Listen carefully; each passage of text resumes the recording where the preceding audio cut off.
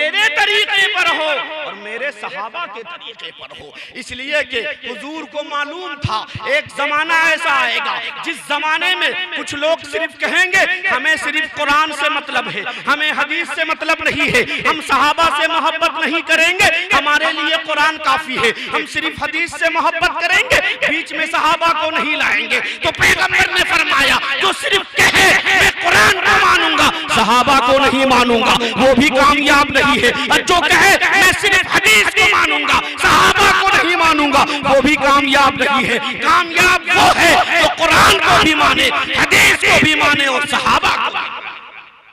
اور یہ قسمت کس کی ہے؟ اہل سنت کا ہے بیڑا پار کہ اصحاب حضور نجم ہے اور ناؤ ہے عطرت رسول اللہ۔ ہم صحابہ کو بھی مانتے ہیں اور اہل بیت سے بھی محبت کرتے ہیں، اس لیے کہ صرف اہل بیت سے محبت کرنے سے بھی کام نہیں چلے گا اور صرف صحابہ سے بھی محبت کرنے سے کام نہیں چلے گا، صحابہ سے بھی محبت کرنا ہے اور اہل بیت سے بھی محبت کرنا ہے۔ پیغمبر نے ارشاد فرمایا میں اپنے باپ کے گھر کی بات نہیں بتا رہا ہوں، حدیث پڑھ رہا ہوں۔ حدیث پڑھنا بھی ثواب، حدیث سننا بھی ثواب۔ آپ اور ہم بیمار ہو جاتے ہیں تو مولانا صاحب کے پاس جاتے ہیں، امام صاحب کے پاس جاتے ہیں، امام صاحب دعا کر دیجئے۔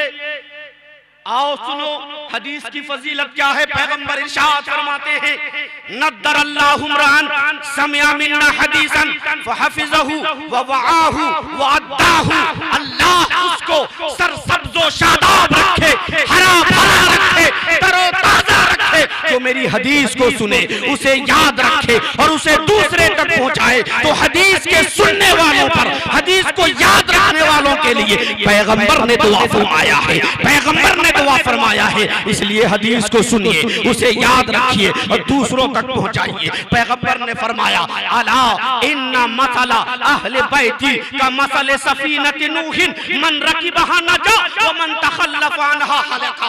اے لوگو، اے میرے کلمہ پڑھنے والوں سنو سنو، میرے اہل بیت کی مثال بلفظ دیگر حضرت علی کی مثال، حضرت فاطمہ کی مثال، حضرت حسن کی مثال، حضرت حسین کی مثال حضرت نوح علیہ السلام کی کشتی کی طرح ہے۔ من رکبها نجا، کہ جو کشتی نوح میں سوار ہوا وہ کامیاب ہو گیا، وہ نجات پا گیا۔ ومن تخلف عنها ہلکا، جو کشتی نوح میں سوار نہ ہوا وہ ہلاک ہو گیا۔ کشتی نوح کا واقعہ تو آپ کو معلوم ہوگا کہ حضرت نوح علیہ السلام نے 100 سالوں تک لگ بھگ تبلیغ کی، مگر چند لوگوں نے اسلام کو، چند لوگ ہی ان پر ایمان لائے۔ تو آپ نے کشتی بنائی، کشتی پہ جو سوار ہوا وہ بچ گیا، آپ کا بیٹا سوار نہیں ہوا تو وہ بھی نہیں بچ سکا۔ اچھا یہ بتائیے کہ حضور نے حضرت علی کی مثال، حضرت فاطمہ کی مثال، حضرت حسنین کریمین کی مثال کس سے دی ہے؟ کشتی نوح سے دی ہے۔ کس سے دی ہے؟ ذرا زور سے بولیں، کس سے دی ہے؟ اچھا کشتی نوح سے کیوں دی ہے؟ یہ بتانے کے لیے ایک حدیث اور میں پیش کرتا ہوں صحابہ کے بارے میں۔ اللہ کے رسول نے ارشاد فرمایا علیکم بسنتی اصحابی کالنجوم بأیہم اقتدیتم اہتدیتم۔ اے لوگو، میرے صحابہ ستاروں کی طرح ہیں، بأیہم اقتدیتم اہتدیتم، ان میں سے جن کے دامن سے بھی تم وابستہ ہو جاؤ گے کامیاب ہو جاؤ گے۔ ابو بکر کے دامن سے وابستہ ہو گئے تو کامیاب ہو گئے، عمر کے دامن سے وابستہ ہو گئے تو کامیاب ہو گئے، عثمان کے دامن سے وابستہ ہو گئے تو کامیاب ہو گئے، علی کے دامن سے وابستہ ہو گئے تو کامیاب ہو گئے، حسن کے دامن سے وابستہ ہو گئے تو کامیاب ہو گئے، حسین کے دامن سے وابستہ ہو گئے تو کامیاب ہو گئے۔ اصحابی کالنجوم بأیہم اقتدیتم اہتدیتم، میرے صحابہ ستاروں کی طرح ہے، ان میں سے جن کے دامن سے بھی تم وابستہ ہو جاؤ گے تم کامیاب ہو جاؤ گے۔ عزیزان گرامی وقار، دونوں حدیث کو ذہن میں رکھیے، صحابہ کو حضور نے ستارہ قرار دیا ہے اور اہل بیت کو کشتی نوح قرار دیا ہے۔ آخر دونوں میں مماثلت کیا ہے؟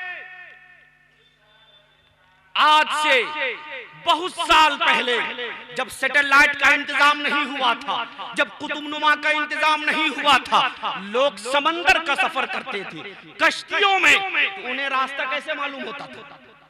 کیسے معلوم ہوتا تھا؟ کیسے وہ معلوم کرتے تھے کہ ہم پچھم کی طرف جا رہے ہیں کہ پورب کی طرف جا رہے ہیں، اتر کی طرف جا رہے ہیں کہ دکھن کی طرف جا رہے ہیں؟ ان کے پاس گوگل میپ نہیں ہوا کرتا تھا، قطب نما نہیں ہوا کرتا تھا، کیسے معلوم کرتے تھے؟ لوگ بتاتے ہیں ستاروں کی چال سے معلوم کر لیا کرتے تھے، ستاروں کو دیکھ کر معلوم کر لیتے کہ میری کشتی کا رخ کدھر ہے، پچھم کی طرف ہے یا پورب کی طرف ہے، اتر کی طرف ہے یا دکھن کی طرف ہے۔ پتہ یہ چلا منزل پر جا پہنچنے کے لیے سواری بھی چاہیے اور ڈرائیور بھی تو چاہیے۔ سواری ہو، ڈرائیور بھی ہو، مگر راستہ معلوم نہ ہو تو منزل تک پہنچ سکتے ہیں؟ بھٹکتے رہیں گے۔ تو منزل تک پہنچنے کے لیے سواری بھی چاہیے، ڈرائیور بھی چاہیے اور راستہ بتانے والا بھی تو چاہیے۔ اور اگر صرف راستہ آپ کو معلوم ہے، راستہ بتانے والا بھی معلوم ہے، مگر سواری نہیں ہے تو منزل تک پہنچ سکتے ہیں؟ نہیں۔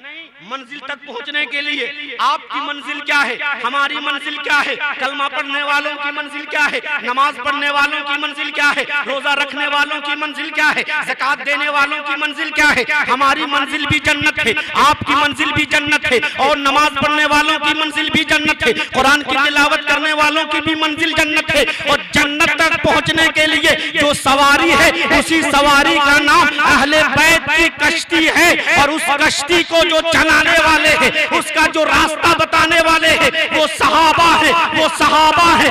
منزل تک پہنچنے کے لیے سواری بھی چاہیے، منزل تک پہنچنے کے لیے راستہ بتانے والا بھی چاہیے۔ پیغمبر نے آپ کو منزل کا پتہ بھی بتا دیا ہے، سواری بھی دے دیا ہے، راستہ بتانے والا بھی دے دیا ہے، اور بتا دیا اگر تم جنت جانا چاہتے ہو، اہل بیت سے محبت کرو، امام حسین سے محبت کرو، امام حسن سے محبت کرو، علی سے محبت کرو، فاطمہ سے محبت کرو، اس لیے کہ ان سے محبت کرو گے تو ان کی محبت کی کشتی پہ سوار ہو جاؤ گے۔ مگر یاد رکھنا، صرف کشتی پہ سوار ہو کر کے تم کامیاب نہیں ہو سکتے، بلکہ راستہ پر بتانے کے لیے ہدایت کے ستارے ابو بکر سے بھی محبت کرنا ہوگا، ہدایت کے ستارے عمر سے بھی محبت کرنا ہوگا، ہدایت کے ستارے عثمان سے بھی محبت کرنا ہوگا۔ اس لیے کہ اہل بیت سے محبت کرو گے تو سواری مل جائے گی، اور صحابہ سے محبت کرو گے تو جنت کا راستہ مل جائے گا۔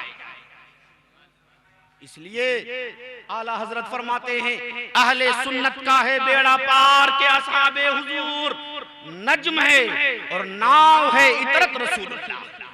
عزیزان گرامی وقار، آج عبادت کی رات ہے، ہمیں اور آپ کو عبادت کرنی ہے، مگر عبادت کے لیے عقیدے کا درست ہونا بھی ضروری ہے۔ عقیدے کا قبلہ اگر درست نہ ہوا تو اگر قبلہ ہی درست نہیں ہے تو نماز کیسے ہوگی؟ ہر زمانے میں حق جماعت کی پہچان الگ الگ رہی ہے۔ حضور کے دنیا سے رخصت ہوتے ہی منکرین زکوٰۃ کا فتنہ رونما ہوا۔ اسود عنسی مسیلمہ کذاب نے نبوت کا دعویٰ کر دیا تو ان جھوٹے مدعیان نبوت کا سر کچلنے کے لیے ابو بکر سینہ سپر ہوئے، صحابہ نے ساتھ دیا، اور منکرین زکوٰۃ کا آپ نے قلع کر دیا۔ زمانہ آگے بڑھا، حضرت علی کا زمانہ آیا تو دو فتنوں نے سر اٹھارا، خارجیت کا فتنہ، ناصبیت کا فتنہ۔ ذوالفقار حیدری نے ان دونوں فتنوں کا سر کچل کے رکھ دیا ہے۔ زمانہ آگے بڑھا، حضرت امام احمد ابن حنبل کا زمانہ آیا تو اس زمانے میں ایک فتنہ رونما ہوا، خلق قرآن کا فتنہ۔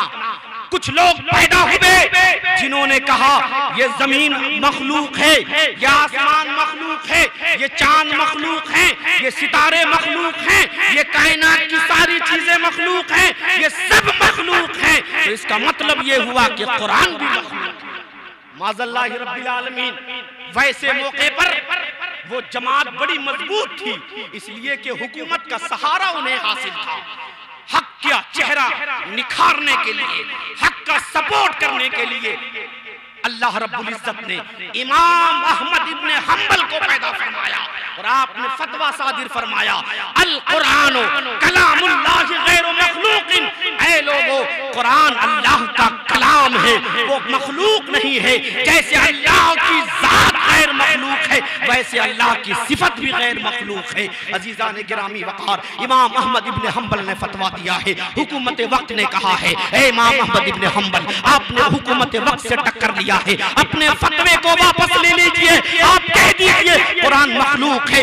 امام احمد ابن حنبل نے کہا ہے اے لوگو میں نے اپنی طبیعت کے مطابق فتویٰ نہیں دیا ہے بلکہ قرآن کے مطابق فتویٰ دیا ہے، حدیث کے مطابق فتویٰ دیا ہے، شریعت کے مطابق فتویٰ دیا ہے۔ امام احمد ابن حنبل کے جسم میں جب تک خون کا ایک ایک قطرہ موجود رہے گا وہ یہی فتویٰ دیتا رہے گا القرآن کلام اللہ غیر مخلوق، یہ قرآن اللہ کا کلام ہے، یہ مخلوق نہیں ہے، کسی بندے کا بنایا ہوا نہیں ہے۔ بالآخر امام احمد ابن حنبل کو قید خانے میں ڈال دیا گیا۔ جب آپ کی شہادت ہوئی ہے بغداد کی سرزمین پہ ایک بڑے میدان میں آپ کا جنازہ رکھا گیا ہے، 1-2 لاکھ نہیں 25 لاکھ لوگوں نے آپ کی نماز جنازہ میں شرکت کی۔ جب متوکل کا زمانہ آیا متوکل نے اس پورے میدان کی پیمائش کرائی، نہ پایا تو لکھا اس میں 25 لاکھ لوگ نماز جنازہ میں شامل ہیں۔ آپ کی نماز جنازہ جب ہوئی تو اس زمانے میں 20,000 غیر مسلموں نے اسلام قبول کیا۔ پوچھنے والوں نے پوچھا آپ نے اسلام کیوں قبول کر لیا، پہلے کیوں نہیں قبول کیا؟ تو ان لوگوں نے کیا کہا معلوم ہے؟ ملا علی قاری نے مشکات کی شرح مرقات میں لکھا ہے، یہ کہا کہ جس کے جنازے میں 25 لاکھ لوگ شامل ہیں وہ جھوٹا نہیں ہو سکتا، اور جب وہ جھوٹا نہیں ہوگا تو اس کا دعویٰ بھی جھوٹا نہیں ہوگا۔ جس مذہب کا وہ پرچار کر رہا ہے وہ مذہب بھی جھوٹا نہیں ہو سکتا، جس کلمے کی وہ دعوت دے رہا ہے وہ کلمہ بھی جھوٹا نہیں ہو سکتا، جس خدا کی عبادت کی وہ دعوت دے رہا ہے وہ خدا کی عبادت جھوٹی نہیں ہو سکتی۔ ہم نے یہ جان لیا جس کے جنازے میں 25 لاکھ لوگ شامل ہو وہ حق پر ہے، اس کا دین حق پر ہے، اس کا مذہب حق پر ہے، اس کا مسلک۔ عزیزان گرامی وقار، اس لیے بڑی جماعت کے ساتھ رہو، ان نگر نگر ڈگر ڈگر قریہ قریہ شہر شہر پھرنے والوں کے ساتھ مت جاؤ، اس لیے کہ شیطان کے بھیڑیے تمہیں اچک لیں گے، تمہارے ایمان کا جنازہ نکال دیں گے۔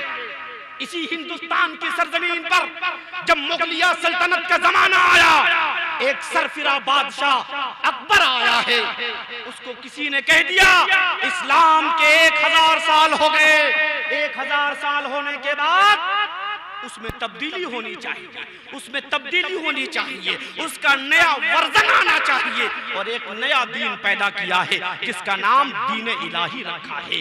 اس دین الہی کے فتنے کو کچلنے کے لیے اسی ہندوستان کی سرزمین پر اللہ رب العزت نے مجدد الف ثانی کو پیدا فرمایا ہے، اور مجدد الف ثانی نے فتنہ دین الہی کو خاک و خون میں ملا۔ اور زمانہ آگے بڑھا، جب اعلیٰ حضرت کا زمانہ آیا تو اعلیٰ حضرت کے زمانے میں ایک فتنے نہیں انیکوں فتنے سر اٹھا رہے تھے۔ قادیانیت کا فتنہ الگ تھا، نیچریت کا فتنہ الگ تھا، وہابیت کا فتنہ الگ تھا، اہل حدیث کا فتنہ الگ تھا، چکرالیت کا فتنہ الگ تھا، الگ الگ فتنے سر اٹھا رہے تھے۔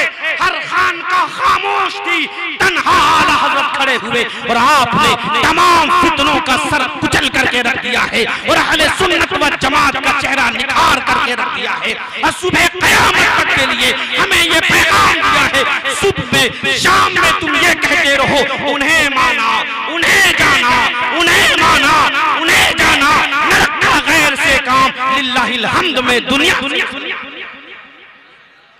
حضرات، ہر زمانے میں آج کچھ لوگ کہتے ہیں مسلک اعلیٰ حضرت یہ چوتھا پانچواں مسلک کہاں آ گیا؟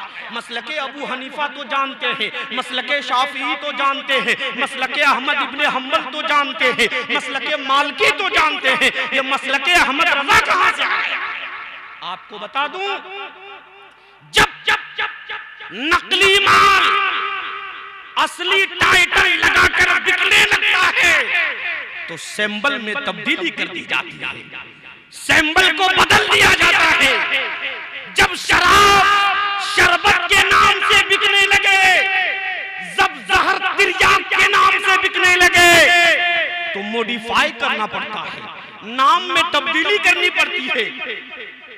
آپ کو معلوم نہ اہل سنت کی پہچان ہر زمانے میں الگ الگ رہی ہے، ہر زمانے میں الگ رہی ہے۔ جب جس زمانے میں حضرت ابو بکر کی شان میں، حضرت عمر کی شان میں گستاخی کی جا رہی تھی، اس زمانے میں اہل سنت کی پہچان تفضیل الشیخین کو رکھا گیا ہے۔ جس زمانے میں حضرت علی کو گالی دی جا رہی تھی، حضرت عثمان کو گالی دی جا رہی تھی، اس زمانے میں اہل سنت کی پہچان حب الختانین کو رکھا گیا ہے۔ اور جس زمانے میں نقلی مال اہل سنت کے نام سے بک رہے تھے، اس زمانے میں حق و باطل کے درمیان خط امتیاز کو کھینچنے کے لیے، نقلی اور اصلی مال کے درمیان فرق پیدا کرنے کے لیے اہل سنت کی پہچان مسلک اعلیٰ حضرت کو۔ اور یہ میں نہیں کہتا، ارے ہم تو ہندوستان میں پیدا ہوئے، یہ عرب کے علماء کیا وہ بھی ہندوستان میں پیدا ہوئے؟ عرب کے عالم دین ہیں علامہ سید علوی مالکی رحمت اللہ علیہ، وہ فرماتے ہیں کہ اعلیٰ حضرت نحن نعرفہ بتصنیفاتہ وتعلیفاتہ وعلامت الحب علامت السنیہ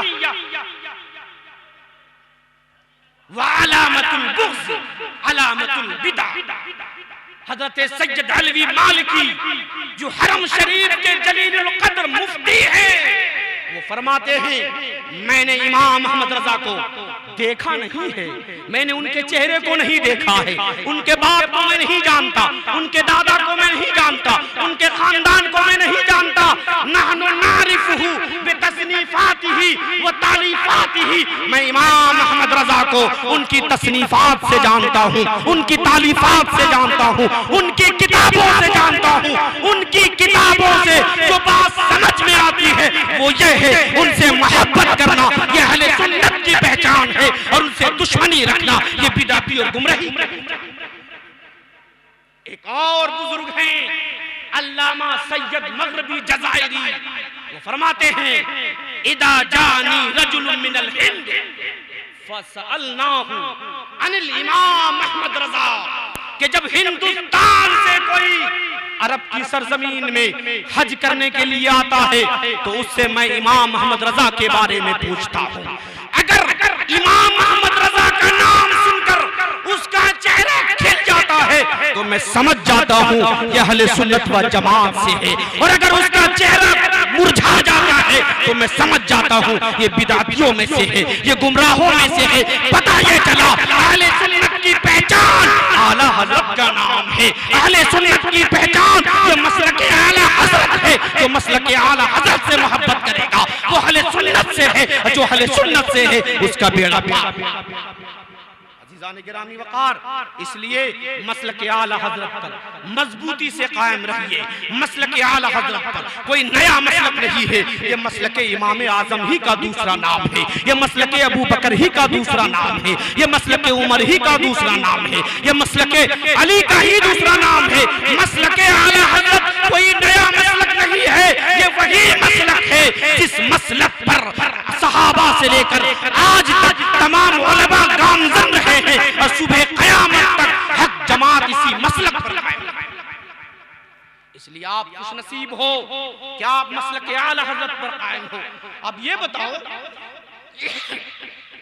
کبھی آپ نے، ہمارے استاذ ہوتے ہیں تو ہمارے استاذ میں اگر کوئی کمی ہوتی ہے تو ہم کمی کو نہیں بیان کرتے، ان کی خوبیوں کو بیان کرتے ہیں۔ ان کی خوبیوں کو بیان کرتے ہیں، ہمارے استاذ ایسے تھے، ہمارے استاذ ایسے تھے، ہمارے استاذ ایسے تھے۔ تو کون سا مسلک کامیاب ہوگا؟ جو نبی کی صبح و شام خوبیاں بیان کرے وہ مسلک کامیاب رہے گا، یا وہ مسلک جو اپنے نبی کی عیب بیان کرے، ان کی برائیوں کو بیان کرے وہ کامیاب ہوگا؟ ہرگز نہیں وہ کامیاب ہو سکتا۔ اور سن لو میرے بھائی، ایک حدیث میں آپ کو بیان کرتا ہوں، بڑی مشہور حدیث ہے، یہ آپ نے سنا کہ نہیں؟ جب قیامت کا دن قائم ہوگا، نفسی نفسی کا عالم ہوگا، کوئی کسی کا پرسان حال نہ ہوگا، تمام لوگ مشورہ کرنے کے بعد حضرت آدم کی بارگاہ میں پہنچیں گے، عرض کریں گے اے حضرت آدم علیہ السلام، اب آپ ابو البشر ہیں، آپ تمام انسانوں کے باپ ہیں، آپ سفارش کر دیجئے رب ہماری مغفرت فرما دے، ہمارا حساب و کتاب ہو جائے۔ حضرت آدم علیہ السلام فرمائیں گے اذهبوا الى غیری، نفسی نفسی، جاؤ دوسرے کے پاس جاؤ۔ لوگ نوح کے پاس جائیں گے، وہ بھی کہیں گے اذهبوا الى غیری۔ لوگ ابراہیم کے پاس جائیں گے، وہ بھی کہیں گے اذهبوا الى غیری۔ واقعہ بہت لمبا ہے، مختصر یہ کہ حضرت آدم سے لے کر عیسیٰ تک تمام انبیاء کے دربار سے گزارا جائے گا، سب کہیں گے اذهبوا الى غیری، دوسرے کے پاس جاؤ۔ بالآخر سب کہاں پہنچیں گے؟ نبی کی بارگاہ میں پہنچیں گے۔ یہ سنا ہے کہ نہیں سنا ہے؟ آپ نے کئی بار سنا ہوگا، میں سمجھتا ہوں 50 بار سنا ہوگا، اور جب سے حدیث آئی ہے تب سے علماء بیان کر رہے ہیں۔ اب آپ سے ہم پوچھتے ہیں، کیا آپ قیامت کے دن بھول جائیں گے؟ کیا آپ کو معلوم نہیں ہوگا کہ آج سفارش کا جو دروازہ کھلے گا وہ پیغمبر اعظم کی بارگاہ سے کھلے گا؟ تو جب پیغمبر اعظم کی بارگاہ سے کھلنا ہے تو ان کے پاس کیوں نہیں چلے جاتے ڈائریکٹ؟ حضرت آدم کے پاس جانے کی کیا ضرورت ہے؟ ارے وسیلہ لینے کی کیا ضرورت ہے؟ یہ تو ہم بھی کہتے ہیں بخشنے والا تو پروردگار ہے، اور مزے کی بات تو یہ ہے کہ وہاں آدم کے پاس وسیلہ لینے وہ بھی پہنچیں گے جو آج وسیلے کے قائل نہیں ہیں، جو کہتے ہیں جو مانگنا ہے اللہ سے مانگو، جو مانگنا ہے اللہ سے مانگو۔ نبی کی بارگاہ میں جانے کی ضرورت کیا؟ ولی کی بارگاہ میں جانے کی ضرورت کیا؟ غوث کی بارگاہ میں جانے کی ضرورت کیا؟ کتب کی بارگاہ میں جانے کی ضرورت کیا؟ ان سے پوچھو سفارش کے میدان محشر میں سفارش مانگنا ہے تو رب سے کیوں نہیں مانگ لیا؟ آدم کے پاس جانے کی ضرورت کیا ہے؟ نوح کے پاس جانے کی ضرورت کیا ہے؟ شیش کے پاس جانے کی ضرورت کیا ہے؟ ارے جو کل ماننا ہے وہ آج ہی کیوں نہیں مان لیتے؟ آج لے ان کی پناہ، آج مدد مانگ ان سے، پھر نہ مانیں گے قیامت میں اگر مان۔ اچھا مزے کی بات تو یہ ہے سب لوگ رہیں گے، تمام اولین و آخرین سب رہیں گے، وسیلے کے قائل تو یہاں نہیں ہے وہاں بھی قائل ہو جائیں گے، تو جو وہاں ماننا ہے یہی کیوں نہیں مان لیتے؟ آدم کہیں گے نہیں نہیں مجھ سے نہیں ہوگا، دوسرے کے پاس جاؤ۔ تو کیا آپ سب بھول جائیں گے؟ آپ کو معلوم نہیں ہوگا کہ یہ کام نبی سے بننا ہے تو حضور کے پاس کیوں نہیں چلے گئے؟ علماء نے بیان فرمایا ہے میدان محشر میں اتنی پریشانی ہوگی کہ سب بھول جائیں گے، اور میں کہتا ہوں کہ آج کے اس سٹیج پر ہم نے نبی کی عظمت کو بیان کر دیا، علماء نبی کی عظمت کو بیان کرتے رہے، مسلک اہل سنت کے علماء کتابوں میں لکھتے رہے میرے نبی سب سے اچھے ہیں، میرے نبی سب سے اچھے ہیں۔ اعلیٰ حضرت نے تو لکھ دیا سب سے اعلیٰ و اولیٰ ہمارا نبی، سب سے والا و والا ہمارا نبی۔ ہم دنیا میں نبی کی عظمتوں کو بیان کرتے رہے، اب میدان محشر ہے، آخری گھڑی ہے، اس وقت بھی تو نبی کی عظمت کو بیان کرنا ہے۔ اگر ڈائریکٹ لوگ نبی کے پاس پہنچ جاتے، ممکن ہے آدم کے ماننے والے کہتے تم تو آدم کے پاس گئے نہیں، یہ کام تو آدم بھی کر سکتے تھے، یہ کام تو ابراہیم بھی کر سکتے تھے۔ تمام کی بارگاہ سے گزارا گیا تاکہ معلوم ہو جائے فقط اتنا سبب ہے ان آدھے قدم محشر کا کہ ان کی شان محبوبی دکھائی جائے۔ عزیزان گرامی وقار، اچھا یہ بتاؤ ہم کو اور آپ کو مرنا ہے کہ نہیں؟ ارے مرنا ہے کہ نہیں؟ ایسے آپ ڈر رہے ہیں لگ رہا ملک الموت بغل ہی میں کھڑے ہیں، فوراً روح قبض کر لیں گے۔ ارے موت ہماری حفاظت کر رہی ہے، موت کیا کر رہی ہے؟ موت ہماری، ارے زور سے بولو نا، موت ہماری حفاظت کر رہی ہے، اس لیے کہ موت سے پہلے موت نہیں آ سکتی، اور جو موت آئے گی تو کوئی بچا بھی۔ فَإِذَا جَاءَ أَجَلُهُمْ لَا يَسْتَأْخِرُونَ سَاعَةً وَلَا يَسْتَقْدِمُونَ، جب مدت پوری ہو جائے گی تو نہ ایک لمحے کے لیے آپ پیچھے ہو سکتے ہیں، نہ ایک لمحے کے لیے آپ آگے بڑھ سکتے ہیں۔ بیٹھے ہیں تو بیٹھے بیٹھے رکاب، تو موت تو ہماری حفاظت کر رہی ہے۔ جب موت ہے تو کوئی بچا نہیں سکتا، اور جب موت نہیں ہے تو کوئی مار بھی نہیں سکتا۔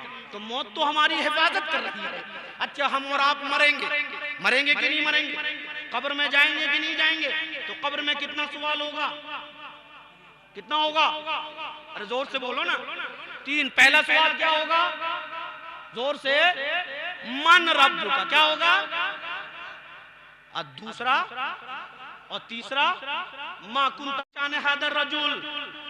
پہلا سوال ہوگا تمہارا رب کون، دوسرا ما دین کا تیرا دین کیا، اور تیسرا حضور کی طرف اشارہ کر کے ما کنت تقول فی شان هذا الرجل، اس عظیم ہستی کے بارے میں تم دنیا میں کیا کہتے تھے، کیا لکھتے تھے، کیا بولتے تھے، کیا پڑھتے تھے؟ پہلا سوال کا جواب ہوگا ربی اللہ، میرا رب اللہ ہے۔ دوسرے سوال کا جواب ہوگا دین الاسلام، میرا دین اسلام ہے۔ اچھا پہلا سوال ہوا، رزلٹ آؤٹ ہو جائے گا، بولو رزلٹ آؤٹ ہو جائے گا، فیصلہ کر دیا جائے گا، انت فی الجنہ، تم جنت میں جاؤ، نہیں لگے ہاتھ۔ دوسرا سوال ہوگا ما دینو کا، اللہ کو رب مان لیا، کام اتنا سے نہیں چلے گا، بتا ما دینو کا، تیرا دین بھی کیا ہے؟ تو کیا دوسرے میں رزلٹ آؤٹ ہو جائے گا؟ نہیں۔ تیسرا سوال بھی ہوگا، پہلے میں رزلٹ آؤٹ نہیں ہوا، پہلے میں وہ لوگ خارج ہو گئے جو ملحد ہیں، جو ناستک ہیں، جو اللہ کو رب نہیں مانتے، مگر وہ لوگ ابھی باقی ہیں جو رب تو مانتے ہیں مگر اسلام کو دھرم نہیں مانتے۔ ان کو بھی تو خارج کرنا ہے، یہود و نصارہ کو بھی تو خارج کرنا ہے۔ ٹھیک ہے رب کو اللہ کو رب مان لیا، مگر بتا تمہارا مذہب کیا تھا، تمہارا دین کیا تھا، تمہارا مسلک کیا تھا؟ اگر مردے نے کہہ دیا دین الاسلام، میرا دین اسلام تھا، اب تو رزلٹ آؤٹ ہو جانا چاہیے، مگر کام نہیں چلے گا، پوچھا جائے گا ما کنت تقول فی شان ھذا الرجل، دین کو اسلام مان لیا تھا، مگر یہ تو بتاؤ مصطفیٰ کے بارے میں کیسا عقیدہ رکھتے تھے، نبی کے بارے میں کیسا عقیدہ رکھتے تھے؟ کیا یہ کہتے تھے مر کر مٹی میں مل گئے؟ کیا یہ کہتے تھے پیٹ کے پیچھے کی خبر نہیں، نبی کی تعظیم ویسے کرو جیسے گاؤں کے چودھری کی تعظیم کی جاتی ہے؟ کیا یہ کہتے تھے نبی کو غیب کی خبر نہیں؟ اگر یہ کہتے تھے تو کہا جائے گا جاؤ تمہارے لیے جہنم تیار کیا گیا ہے، جہنم تیار کیا گیا ہے۔ اور اگر کہتے تھے ہوا رسولنا، ہوا نبینا، مصطفیٰ جان رحمت، تو ہم انہی کے لیے پڑھا کرتے تھے، ہم انہی کو تو کہتے تھے سرور کہوں کہ مالک و مولا کہوں تجھے، یا رسول اللہ سرور کہوں کہ مالک و مولا کہوں تجھے، باغ خلیل کا گل زیبا کہوں تجھے، لیکن رضا نے ختم سکن اس پہ کر دیا، خالق کا بندہ خلق کا آقا کہوں تجھے۔ یہ تو وہ پیغمبر ہے جن کی شان ہم یوں بیان کرتے تھے کہ کہتے تھے اور کوئی غیب کیا تم سے نہا ہو بھلا، جب نہ خدا ہی چھپا تم بیکار رو درود۔ یہ وہ پیغمبر ہے جن کی بارگاہ میں ہم ادب سے کہتے تھے الصلاۃ والسلام علیکہ یا رسول اللہ، الصلاۃ والسلام علیکہ یا حبیب اللہ، الصلاۃ والسلام علیکہ یا خیر خلق اللہ۔ اگر یہ کہتے تھے تو کہا جائے گا نم کنومت العروس، سو جا سو جا جیسے دلہن سویا کرے۔ حضرات اچھا اب میں آپ کو بتانا چاہتا ہوں، غور کریے ہم کیوں نبی کی عظمت بیان کرتے ہیں۔ کبھی کبھی میں غور کرتا ہوں حضرت کہ جب رزلٹ تیسرے سوال پہ آؤٹ ہونا ہے، نتیجہ تیسرے سوال پہ معلق ہے، تو اس تیسرے کو پہلے نمبر پہ کیوں نہیں کر دیا کہ ایک ہی سوال سے کام چل جاتا، پہلے ہی پوچھ لیا جاتا کہ نبی کے بارے میں کیسا عقیدہ ہے، نبی کے بارے میں کیسا عقیدہ ہے، وہیں سے کام چل جاتا، نہ پہلے سوال کی ضرورت پڑتی نہ دوسرے سوال کی ضرورت پڑتی۔ سنو قبر کی منزل ہے آپ کے سامنے، یہ علی پورا جو علوی پورا ہے یہاں بیان کیا گیا نبی کی عظمت، مصطفیٰ کی عظمت، شمع بزم ہدایت کی عظمت، نوشہ بزم جنت کی عظمت۔ اب قبر کی منزل ہے وہاں بھی تو دیکھ لو مصطفیٰ کی عظمت، وہاں بھی تو دیکھ لو مصطفیٰ کی عظمت. اللہ کو رب مان لیا، اس سے نجات نہیں ہوگی. اسلام کو اپنا دھرم مان لیا، اس سے کامیابی نہیں ملے گی. کامیابی اس سے ملے گی کہ اللہ کو رب بھی مانو، اسلام کو دھرم بھی مانو، اور نبی سے اس طرح محبت کرو کہ کہو کہ محمد سے وفا تو نے تو ہم تیرے ہیں. یہ جہاں چیز ہے کیا لوح قلم تیرے ہیں. محمد کی محبت دین حق کی شرط اول ہے، اسی میں ہو اگر خامی تو سب کچھ نامکمل. یہ روزہ بھی نامکمل ہے، یہ زکوٰۃ بھی نامکمل ہے، یہ تسبیح و تحلیل بھی نامکمل ہے. اگر چاہتے ہو تمہاری عبادت قبول ہو جائے، تمہارا روزہ قبول ہو جائے، تمہاری تسبیح و تحلیل قبول ہو جائے، تو نبی میں عشق سینے میں عشق مصطفیٰ کا چراغ جلا لو اور اس کی روشنی میں نماز پڑھو گے تو نماز بھی قبول ہو جائے گی. روزہ رکھو گے تو روزہ بھی قبول ہو جائے گا. زکوٰۃ دو گے تو زکوٰۃ بھی قبول ہو جائے گی. محمد کی محبت دین حق کی شرط اول ہے، اسی میں ہو اگر خامی تو سب. حضرات تو وہاں پر بھی بتانا ہے، سن لو نجات جو ملنے والی ہے وہ نبی کی محبت پر ملنے والی ہے. نبی سے اگر سچی محبت ہوگی تو اللہ کا ماننا بھی کامیاب ہو جاؤ گے، اسلام کو قبول کرنا بھی کامیاب. لیکن اگر نبی سے محبت نہیں ہے تو نہ نماز تمہیں بچا پائے گی، نہ روزہ تمہیں بچا پائے گا، نہ تسبیح و تحلیل تمہیں بچا پائیں گے. ڈاکٹر اقبال لیسی نے کہا کہ محمد سے وفا تو نے تو ہم تیرے ہیں، کی محمد سے وفا تو نے تو ہم تیرے ہیں.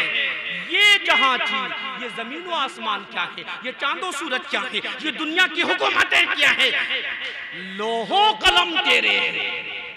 اور جس کے لوح و قلم ہو جائیں اسے جنت میں داخل ہونے سے کون روک سکتا ہے. لا یؤمن احدکم حتی اکون احب الیہ من والدہ وولدہ والناس اجمعین. تم میں سے کوئی بھی اس وقت تک مومن ہو ہی نہیں سکتا جب تک کہ نبی سے محبت اپنے باپ سے زیادہ نہ کرے، اپنے والدین سے زیادہ نہ کرے، اپنی اولاد سے زیادہ نہ کرے، کل جہان سے زیادہ جب تک نبی سے محبت نہ کرے تم میں سے کوئی مومن ہو ہی نہیں.